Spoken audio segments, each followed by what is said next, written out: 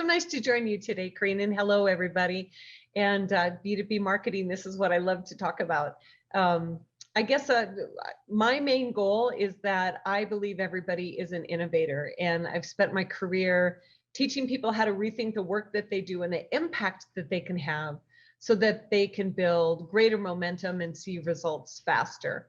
And this tie between my experiences, the 7th Era of Marketing book that I wrote with Robert Rose, who I know has been a guest on your show, and Rethink Innovation, it's pretty tight. It's a tight connection, because one of the things that I heard from people after experiences came out is that they loved the process and they wanted to be able to deliver these incredible experiences, but they still had a little trouble coming up with some original ideas, which I found just amazing to hear from people, because I think everybody is capable of being very creative and an innovative thinker.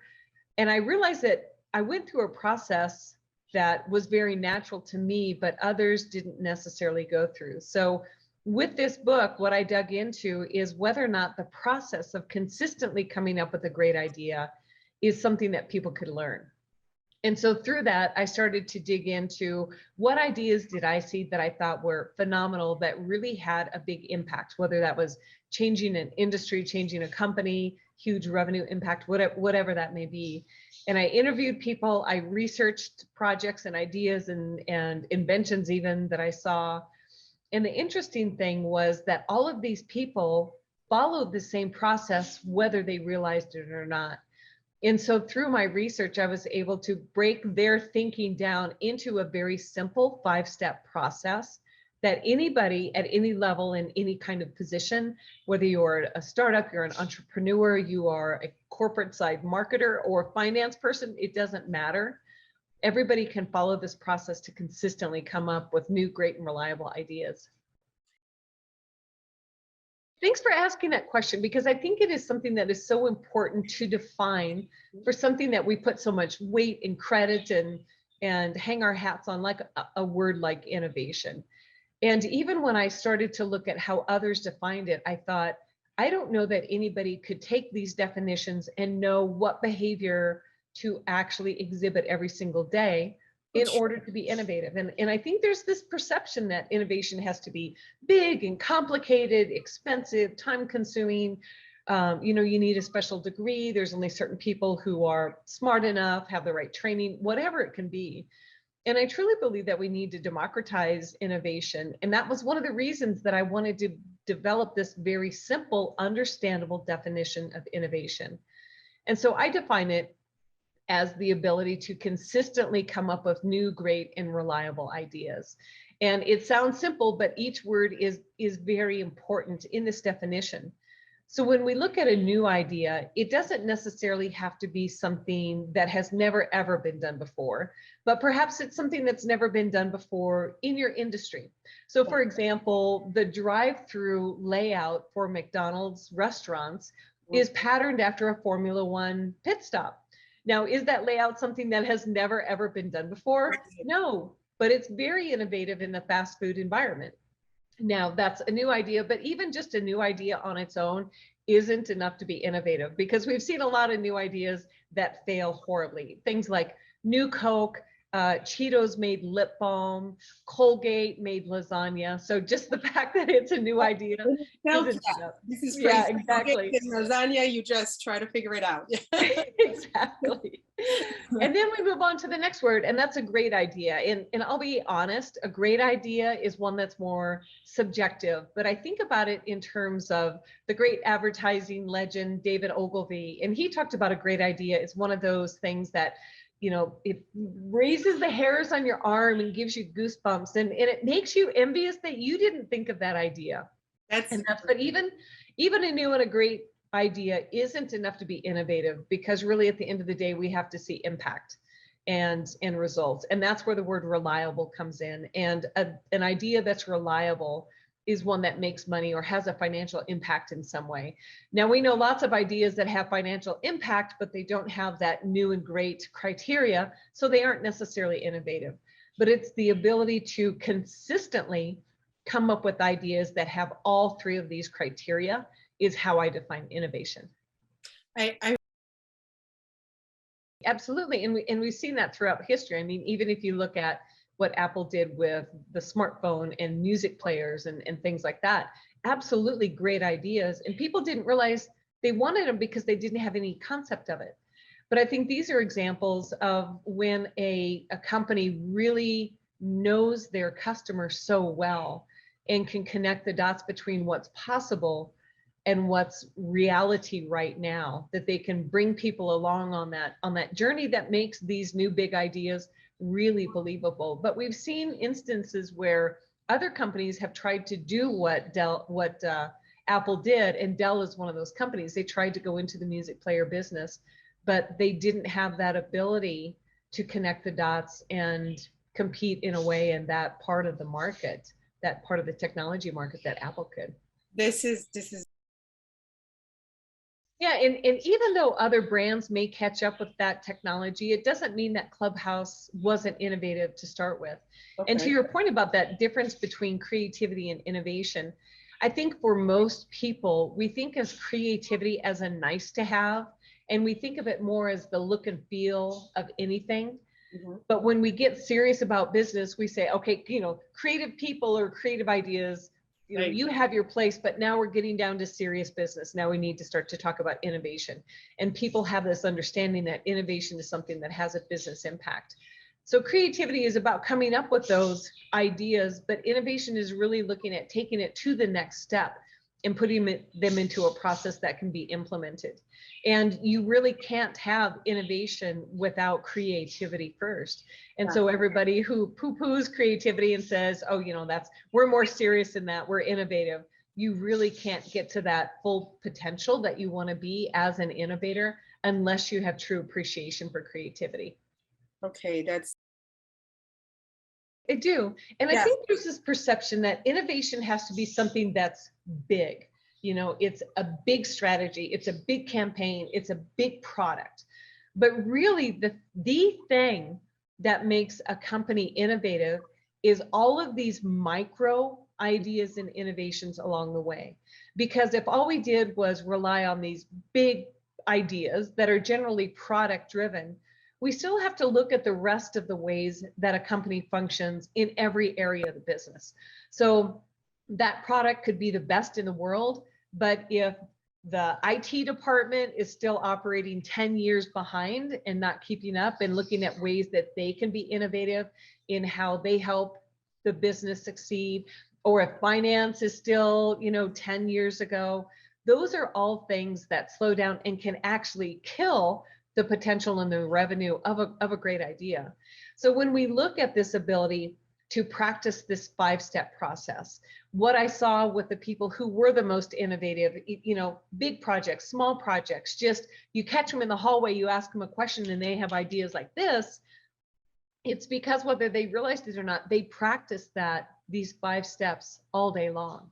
And it's something as simple as they're more observant, they understand how to look for patterns, they understand their business and their customers really well to know how to relate it. And so there's so much of the process that is already done in their brain, so that when they need to have a really unique kind of idea, they're ready to go. And you think about the same thing with an athlete.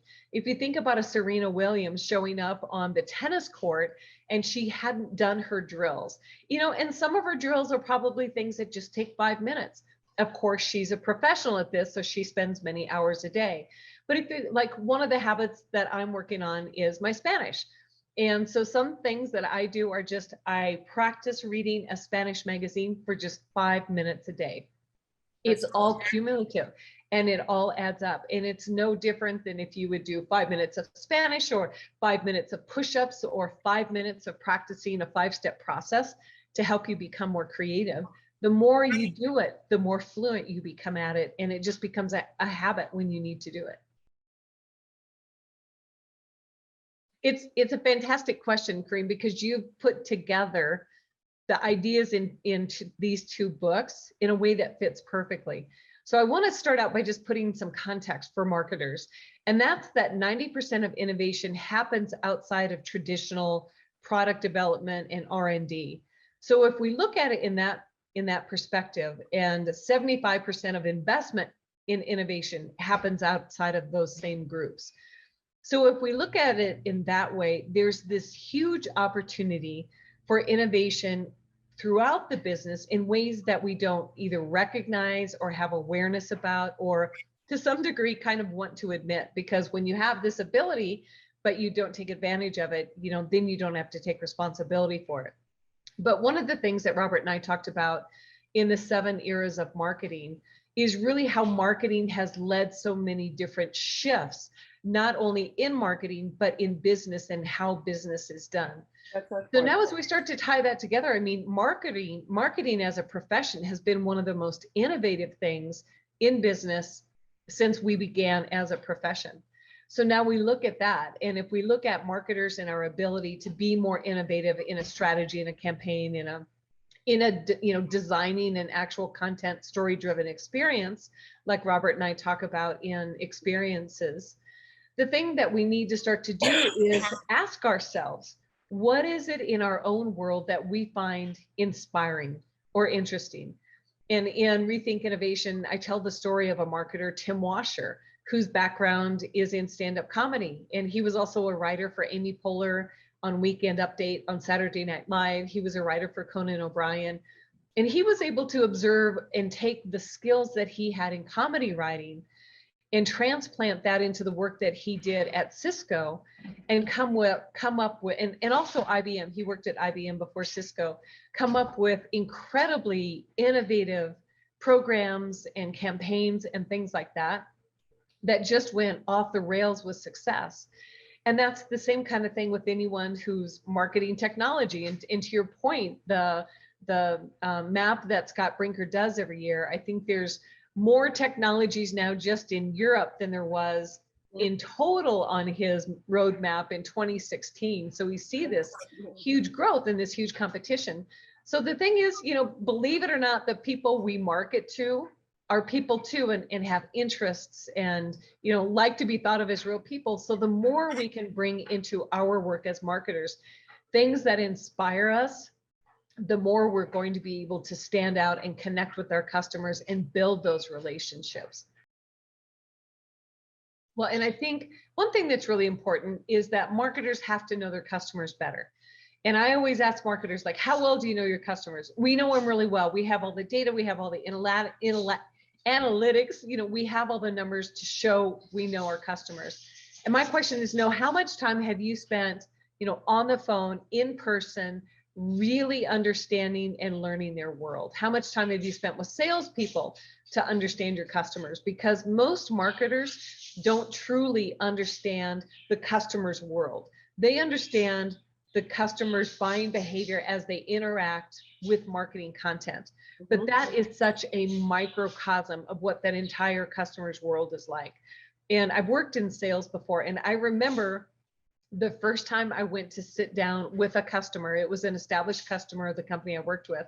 And I had all of my marketing materials that I knew were so great because I'd been developing them, and I couldn't believe salespeople didn't use them. And I sat down with that customer and we started to talk, and I was just dumbfounded and internally really embarrassed because I realized how much all of these things that I was creating didn't have anything to do with the customer.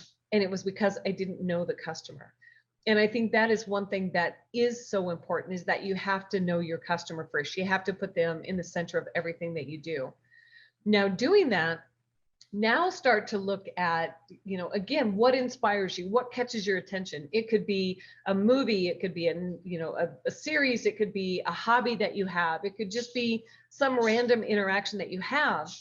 But the important point is that you don't just take that inspiration and copy and paste it into something you're wanting to develop as a marketer. You really need to go through the 5 steps and take what you observe and distill that into the patterns and understand what made that successful. So for example, in Tim Washer's case, he was at this comedy club and he observed how Ray Romano, the comedian on stage that night, how he gave his routine, his body language, and he observed how the audience responded. He looked at the things that Ray Romano talked about, and it was things like your in-laws, your marriage, your kids, the craziness of that time in your life. And as Tim looked at that, he distilled it into patterns. And it was patterns of things like how to create an immediate connection with somebody, how to use humor to put their emotional walls down, how to build this rapport in a very short amount of time, how to show up unexpectedly, but relate immediately about a topic that matters to somebody. So instead of just saying, okay, I need to take all of these things that Ray Romano did and now, try and implement those as ideas, what he did was a third step, and he really related the essence behind what he saw into his work. So he said, how can I use comedy like Ray Romano did to build those relationships and build rapport? And that's how he related it into his work. And that's how he generated the ideas that he did. But so many times marketers aren't going through that process. What they do is they say, we need a new idea for something. So let's get on a Zoom call. Let's get in a conference room. Let's have a brainstorming session, and everybody just throw out your ideas. And don't worry, there's no such thing as a bad idea. And, we always hear that. And at the end of the day, a lot of times everything is bad. It's either bad, it's unrealistic, it will look ridiculous, or it's, kind of a watered down version of something that's been done before. And that's why when it goes to be implemented, there's, kind of a meh, it was all right. There isn't any kind of a big response because it's not truly innovative or creative. And that's because they didn't start with inspiration for their ideas. I think the one that people struggle the most with is the third one, relate, is that they can observe something, they can start to see the patterns, but they need practice, back to the Serena Williams part, they need practice relating that into the work that they do. And that's really the magic step that makes the difference between something that feels just a copycat or a cut and paste or, disjointed or not true to a person's brand. It's doing that relate step correctly that really makes all the difference. And when people go through the process, there's this tendency that they want to jump from observe and distill to start generating ideas. But you really have to slow down. And that was one of the main reasons that I put the relate step in there, is that I wanted people to really slow down and understand what it was about what inspired them that can truly connect into the work that they're doing. And that's the one that I would say. Yeah, it's always the perspective of what is it we're wanting to accomplish because of the technologies. And I think a lot of times marketers put the technologies first and then say, like, how can I apply this? And I think that's always the question in the context that gets lost for marketers, is there is so much technology and it's great technology, but we have to look at what is it that we're trying to accomplish at the end of the day. And I think there's no marketer who's more creative or understands the technology like Andrew Davis.